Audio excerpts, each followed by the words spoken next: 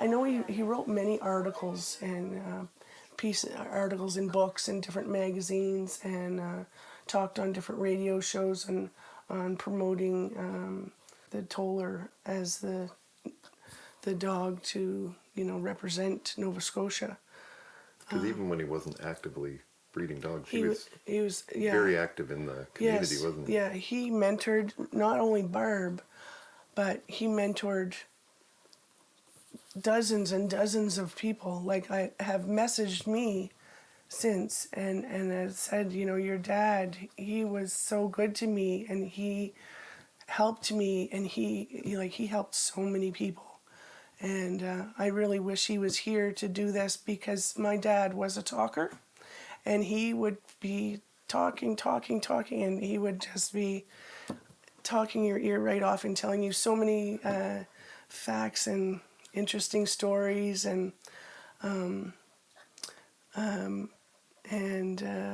he had this passion and this love that just it just exuded, it just was written all over him, and he had this excitement that came out of him that you could just see, and that's a lot to live up to, but I'm going to make him proud.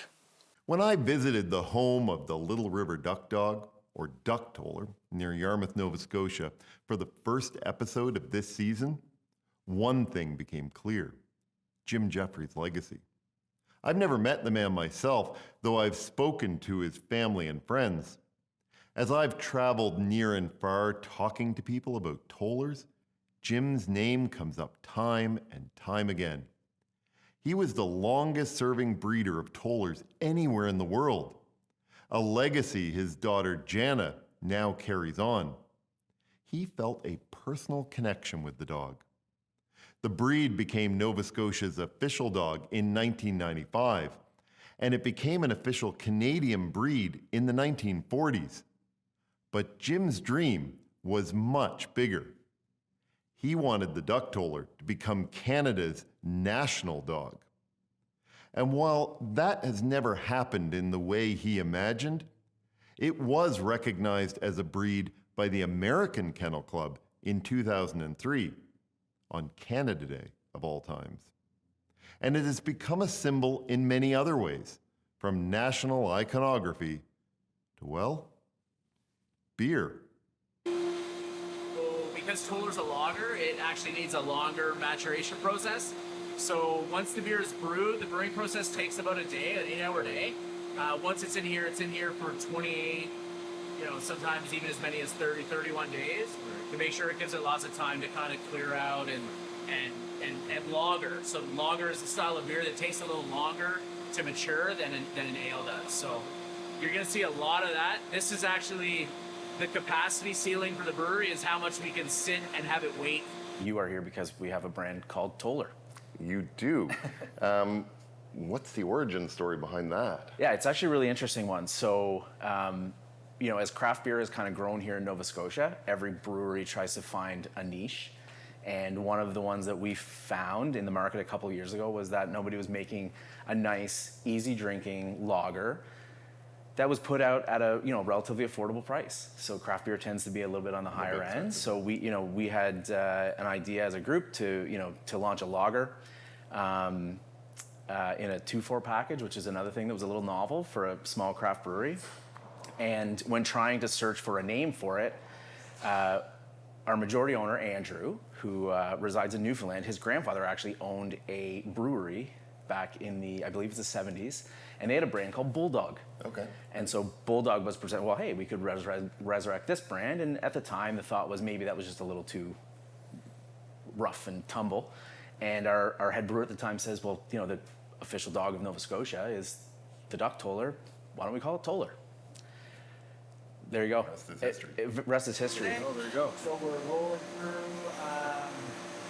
putting together our 12 packs of Toller Light, and on the off chance that we need some draft, we'd actually, be filling kegs over on this side over here, and then we'd move it into the warehouse, and out the door it goes. There's a lot of manual effort on canning and packaging that beer? We are a small local brewery, and that means that we have humans putting beer into vessels and putting them in boxes. So yeah, we joke that we're incredibly inefficient employers, but that's a good thing. When you're small and local, it means we employ more people. It means we, the economic impact that every drop of beer we make actually has a bigger impact on the economy of the province. Yeah, like they're packaging each one of those. Every single one can of at them. a time. You don't have a dog, I am not a dog owner, no. but there are a number of people here who are. We are a space that we love our dogs.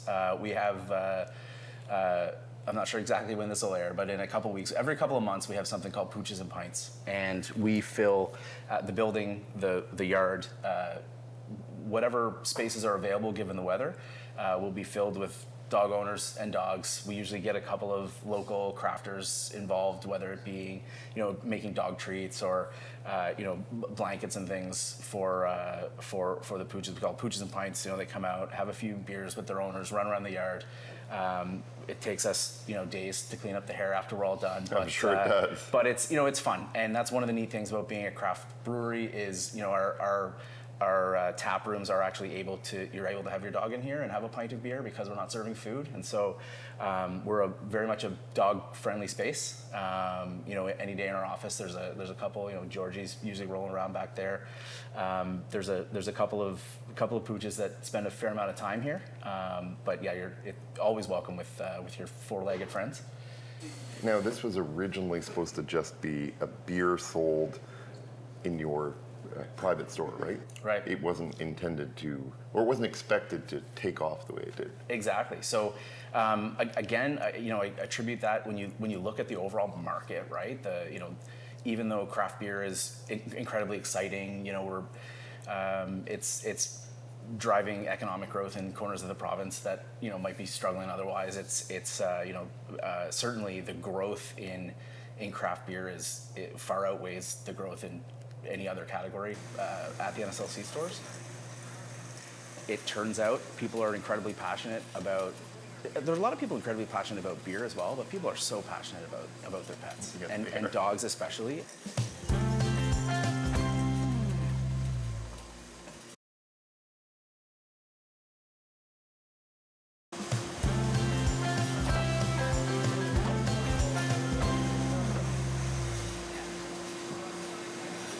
Yeah, so we've got offsite storage for our cans and boxes.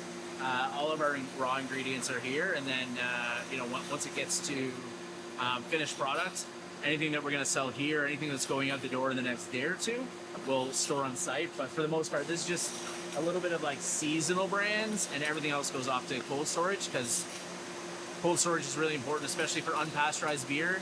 Every day that it sits warm is the equivalent of sitting a week in a fridge. So the minute that it's done, if we're not using it here in the next week or so, or we can't get it in our own fridge, it goes off to storage.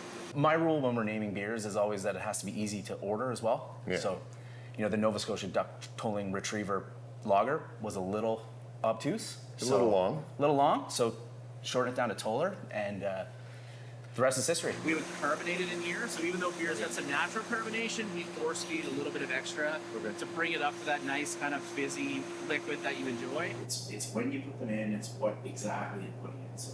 Now, what I find fascinating is you guys have other kinds of beer too. This is the only one that it seems that you have a line of beer, like of different blends, I guess. Yeah, absolutely. So when you have a brand that does as well as the original Toller did, then you start looking around and saying, what else could we be doing in this realm? A lot of the best-selling lagers in the world have a light version. So the next logical thing to us was we have a Toller, now we have Toller Light. After that comes, how do you play around with some of the ingredients? So the third one that we launched was Toller Gold, which has a little bit of corn in it to give it a little bit of a more kind of golden complexion when you're looking at it. And then, we're into the latest one we launched was Toller Red, right? So a nice red lager, so which is perfect considering how Tollers look. Yeah, absolutely. Right, that beautiful kind of red orange. It's almost surprising you didn't start with that one. Yeah, probably in hindsight would have made a lot more sense. I guess it's one of those things where when you have such a success, it becomes easy just to kind of, continue to pile onto that. Because looking around here, I mean, you have a lot of brands, but the vast majority of your merchandise here is Toller related. So at the end of the day, you go where the market tells you to go, and we're at the point where Toller is far and away the majority of our sales. So we'll continue to pile on it because it's. Is it mostly dog owners that are buying the merchandise? I don't think so. So I think that in fact, we're getting to the point where we've done some market research. To try and figure out, is it just the dog? Are people just buying it because of that and then that goes away? And I think that's definitely, in a lot of cases, that'll sell maybe the first pint or the Yeah, because people will buy something because they like the packaging. Right. Wine, At the end of the beer, day, we've also created, in my opinion, and I don't make it, so I don't mind saying this, we created a great product. It's a nice, easy drinking lager. It's clean, it's crisp, it's a really nice drinking experience when you're sitting down and having a nice cold one, regardless of where that is. And so I think the dog might sell the first one, but the liquid's definitely following up. So our research tells us that the dog's definitely a factor in getting that first pack in somebody's arms. But I think once that's the case, they're actually enjoying the liquid as well. We're still a really small local craft brewery, so I think we still have a ton of runway to get this beer and this product in front of people. I don't think as much as anybody who owns a dog in the province, I think knows that this is here. Anybody who follows us, anybody who follows craft beer, in Dartmouth or HRM or maybe even Nova Scotia. But I think this product's got a ton of potential, and I think we're absolutely just scratching the surface with it. Does it surprise you how popular this has become? Yeah. Yeah, if we're being honest, absolutely, right? So I mean, again, you always hope for it, right? 100%. So it's one of those things that I think we thought that dogs would, the dog on the label would create some excitement. It turns out people are incredibly passionate about. There's a lot of people incredibly passionate about beer as well, but people are so passionate about their pets Yes, and dogs especially. We have people. We were. On a weekly basis, we have emails from the UK, places in the US, as far away as places like Australia, of people saying, "How do I get the merchandise? I have a Toller." We get pictures. If you follow us on Instagram, our a lot of what you would see on our Instagram and Facebook profiles is all user-generated content of their Tollers. Either out enjoying the wilderness or that kind of thing. It's really incredible. So we have requests. All day, every day for how we get our merch, how do we get our beer. Here's a picture of our dog. We love that you're so passionate about it too. So a little bit surprising for sure, but nothing surprising at this point, I think. Bringing the Tollers to the world has taken a direction a little different than what Jim may have expected with beer. But something else has happened. Interest and love of Tollers has exploded. A local photographer from Dartmouth is capturing that love in a new book.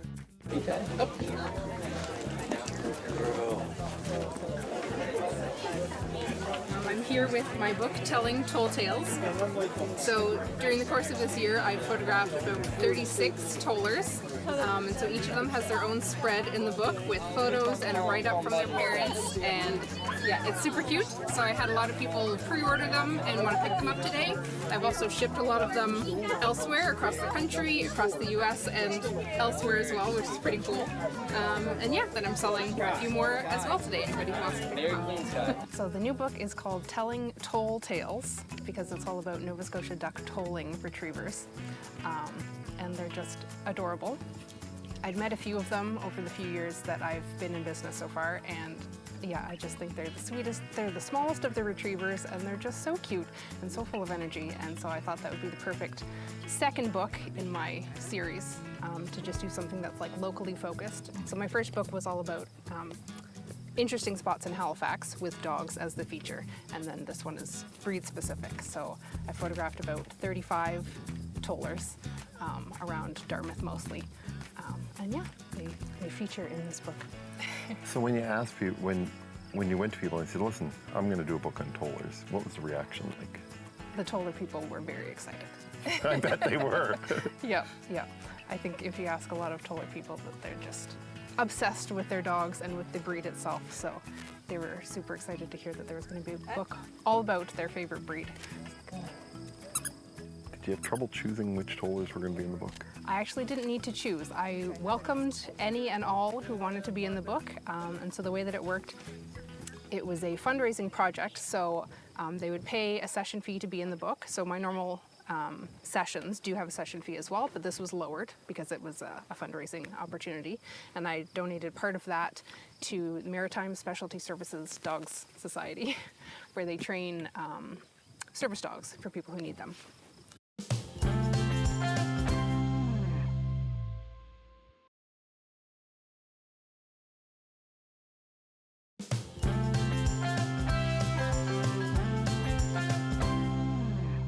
Tell me, what are your favorite parts of this book?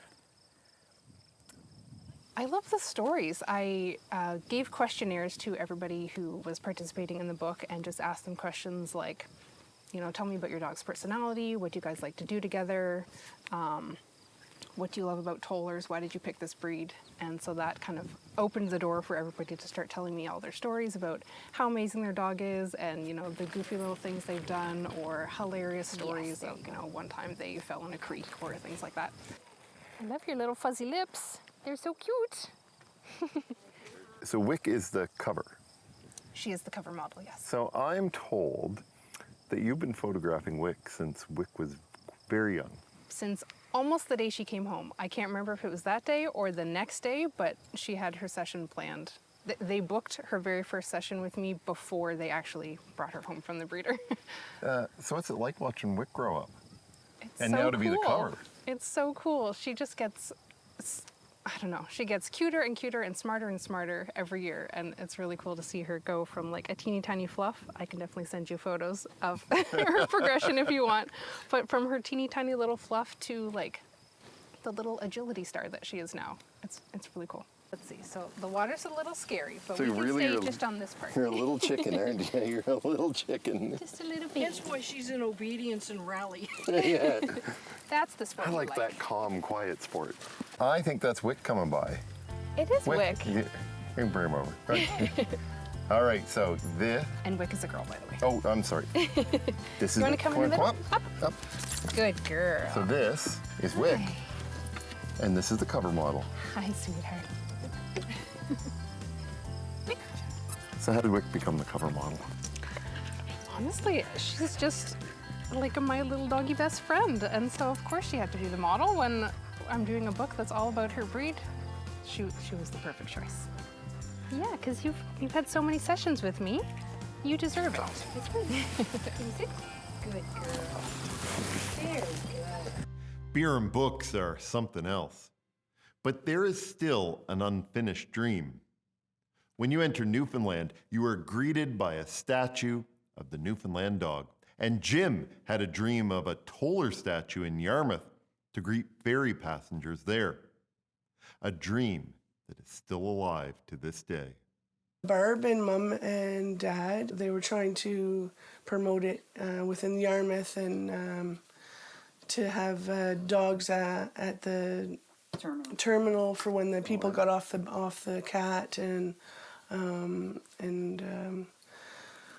Like in Newfoundland, down on the waterfront when the cruise ships come in, there's always somebody with a Newfoundland dog down there. My daughter-in-law's uncle was one of them that would meet the cruise ships. Oh, really?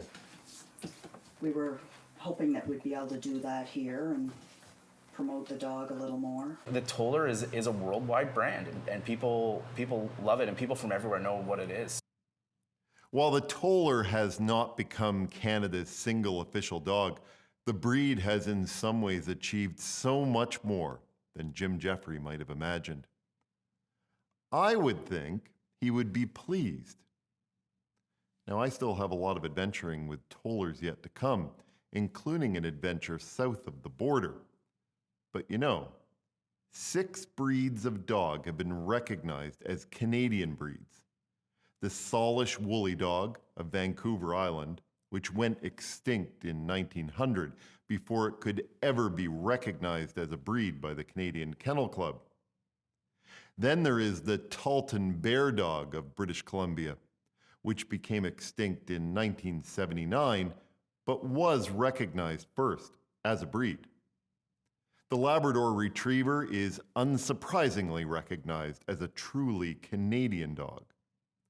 To the north, the Canadian Inuit dog is the official dog of Nunavut. And on the east coast, the Newfoundland dog is the official dog of Newfoundland and Labrador. And of course, the Nova Scotia Duck Tolling Retriever in Nova Scotia. Now, 4 of those 6 Canadian breeds remain in existence today. 3 of the remaining ones, and 1 extinct one, were recognized by Canada Post in 1988. And maybe Jim would say cheers with a Toller beer. There's stamps with the 4 different dogs. Very proud that the Toller is one of the 4. And that's the original for the stamp, and then those are the stamps.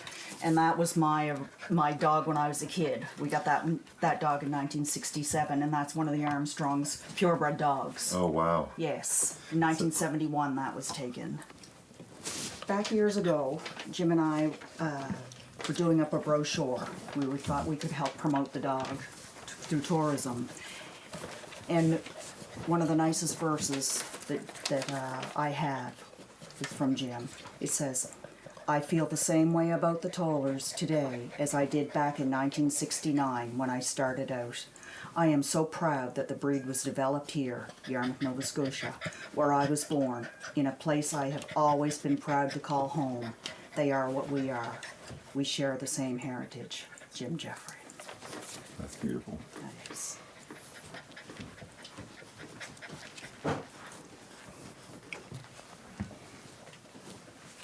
Yeah, that's really nice. So now my card says, we're continuing the bloodlines of the Nova Pride, Shadow Hill, Harbor Lights, and Little River Kennels since 1969. And that's our goal, to keep our Down from here. Yarmouth dogs. What's your favorite thing about Tollers? Honestly, they're just adorable. So they're so energetic and so eager to work.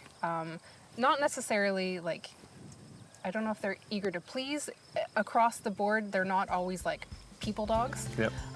But they're very excited to have a job and to, do something and to work. And yeah, they're just full of energy. They love to go for hikes and adventures and play in the water, and yeah, but then they can also be snuggly too. I don't have a Toller, So how but does this work? honestly, Come on, how I'm does a this little work? smitten after this. How does this work? That your dog is not a Toller? Well, I got her before all of this. Yeah, but okay, what do you have? I have a pit mix. And your book isn't about pit bulls. It's not. I was trying to be locally All focused. right, okay, we'll give you that. Figured that would appeal to, Nova Scotians. That's good marketing, good marketing.